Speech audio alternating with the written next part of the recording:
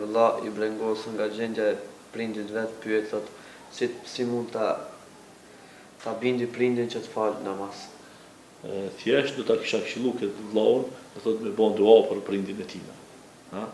Për të thënë se zakonisht fëmia nuk është në rangin e prindit, apo. Edhe gjithmonë ti si fëmijë, ta je i vogël. Po më bëhet doktor i shkencave. Do thot thjesht ti je ai i vogël që të ka marrë ai ti në dorë dhe halot mendon se je çai i vogël.